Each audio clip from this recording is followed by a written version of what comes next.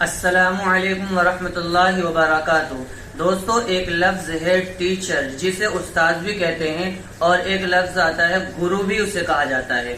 جب یہ لفظ ہمارے کانوں کے پردوں سے ٹکراتا ہے تو گویا دل کے اندر ایک ادب کا جذبہ پیدا ہوتا ہے، احترام کا جذبہ پیدا ہوتا ہے کہ یہ ہمارے استاد ہیں یا استاد محترم ہیں یا یہ ہمارے ٹیچر ہیں۔ تو میں آپ سے درخواست کرنا چاہوں گا اسی ٹاپک پر کہ آپ اس ویڈیو کو آخر تک دیکھیں۔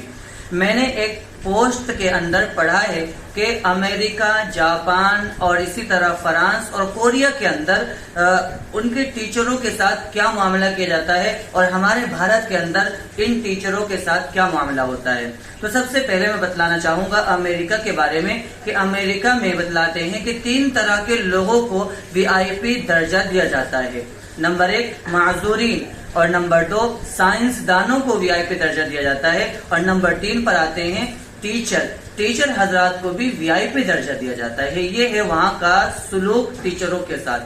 اور نمبر 2 فرانس کے اندر بھی بتلایا جاتا ہے کہ عدالت میں اگر ٹیچر حاضر ہے تو سوائے اس کو کسی اور کو کرسی نہیں دی جاتی ہے، اس کو کرسی دی جاتی ہے۔ یہ ادب اور احترام ہے اس کا۔ اسی طرح جاپان میں بتلاتے ہیں کہ اگر ٹیچر سے کوئی خطا یا غلطی ہو جاتی ہے، پولیس اس ٹیچر کو گرفتار کرنا چاہے تو سب سے پہلے حکومت سے اس کو اجازت نامہ لینا پڑے گا، پھر جا کر کے وہ ٹیچر کو گرفتار کر سکتی ہے، اس سے پہلے ٹیچر کو ہاتھ نہیں لگا سکتے۔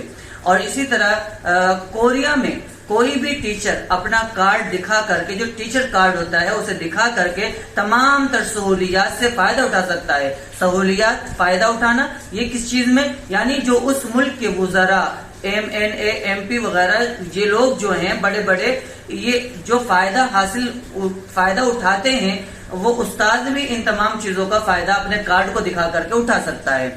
اب آئیے ہمارے بھارت میں ٹیچر کو اتنا ذلیل کیا جاتا ہے کہ شیطان بھی پناہ مانگتا ہے دوستو، کہ ہمارے زوال کی سب سے بڑی وجہ اگر ہے کوئی تو یہی ہے کہ اہل علم اور دانشوروں کی ناقدری ہے۔ اور جس ملک میں میرے دوستو علم اور عالم کی ناقدری ہوتی ہے، وہاں گنڈے، بدماش، ڈاکو اور لٹیرے ہی پیدا ہوتے ہیں۔ اسی لیے میں آپ سب سے درخواست کرتا ہوں کہ ہم اپنے اساتذہ کرام کا احترام کریں، چاہے وہ اسکول میں پڑھانے والے ٹیچر ہی کیوں نہ ہوں، ان کا بھی ادب اور احترام ویسے ہی لازم ہے جیسے ایک مدرسے یا مکاتب کے اندر پڑھانے والا استاد کے اوپر ادب اور احترام ایک شاگرد کا لازم ہوتا ہے۔ اسی طرح اسکول کے اندر بھی پڑھانے والے استاد کا احترام اور ادب بہت ضروری ہے۔ دیکھا یہ جاتا ہے کہ عام متن کے مکاتب کے اندر جو بچے پڑھنے والے ہیں وہ استاد کا ادب و احترام تو کر لیتے ہیں،